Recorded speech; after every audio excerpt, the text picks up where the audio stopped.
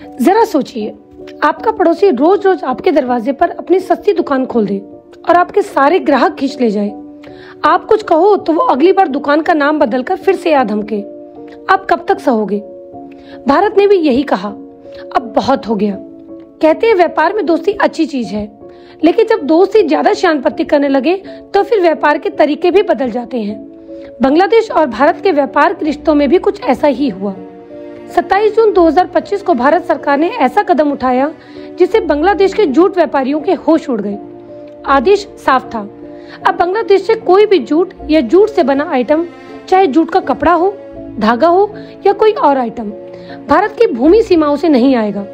सिर्फ एक ही रास्ता होगा, मुंबई का नहावा शेवा बंदरगाह। यानी अब सस्ता आसान ट्रक वाला बॉर्डर पार करना बंद, समुद्री रास्ते से लाना होगा, वो भी एक ही पोर्ट पर जहां हर कंटेनर की सख्त जांच होगी। लेकिन भारत इतना सख्त हुआ क्यों? असल में बांग्लादेश सरकार अपने जूट किसानों और उद्योगों को जबरदस्त सब्सिडी देती है। नतीजा ये हुआ कि उनका जूट इतना सस्ता हो जाता है कि भारतीय बाजार में वे धड़ल्ले से माल बेचते हैं। इसे कहते हैं डंपिंग, यानी दाम इतना गिरा देना कि सामने वाला बंदा मैदान से ही बाहर हो जाए। आंकड़े देखें तो 2021-22 में भारत ने बांग्लादेश से लगभग $117 मिलियन यानी लगभग 971 करोड़ रुपए का जूट और जूट के आइटम आयात किए। लेकिन कहानी यहाँ नहीं रुकी। सिर्फ 2 साल में यह आंकड़ा बढ़कर $144 मिलियन यानी लगभग 1195 करोड़ रुपए तक पहुँच गया। अब आप सोचिए, इतना सस्ता माल भारत में आया होगा तो क्या हुआ होगा? भारतीय बाजार में जूट की कीमतें गिर गई। किसान को अपने माल का मिनिमम सपोर्ट प्राइस MSP 5,335 रुपए पर क्विंटल भी नहीं मिल पा रहा था। कई जगह किसानों को अपना जूट सिर्फ 5,000 रुपए या उससे भी कम दाम में बेचना पड़ा। और नतीजा क्या हुआ? 6 भारतीय जूट मिलें बंद हो गई। इन पर करीब 1400 करोड़ रुपए का बकाया चढ़ गया। जूट बेल्ट के मजदूर बेरोजगार होने लगे। अब सोचिए, एक तरफ बांग्लादेश अपने उत्पादकों को सब्सिडी देकर उन्हें मजबूत कर रहा था, तो दूसरी तरफ भारत के किसान और मजदूर बेबस हो रहे थे। भारत सरकार ने इसे रोकने के लिए पहले भी कोशिश की थी, एंटी डंपिंग ड्यूटी लगाकर, ताकि बांग्लादेशी माल महंगा हो जाए और हमारी मिलें मुकाबला कर सके। पर बांग्लादेश के व्यापारी भी कुछ ज्यादा ही शानपत्ती करने लगे। कभी जूट यान को हैंडीक्राफ्ट आइटम बता देते, तो कभी जूट फाइबर की जगह मिश्रित फाइबर का लेबल लगा देते। और अगर किसी कंपनी पर ड्यूटी लगाई गई तो उस व्यापारी ने नई कंपनी बना ली और नया निर्यातक बन गया। सबसे मजेदार चाल, माल को नेपाल या भूटान भेज दिया, वहाँ के डॉक्यूमेंट में मेड इन नेपाल या नेपाल एक्सपोर्ट लिख दिया और फिर भारत भेज दिया, क्योंकि भारत का नेपाल और भूटान से फ्री ट्रेड एग्रीमेंट है। यानी भारत की ड्यूटी वहाँ से आने वाले माल पर लागू ही नहीं होती थी। तो ये तो वही बात हुई, चोर दरवाजा बंद किया तो खिड़की से घुस गए।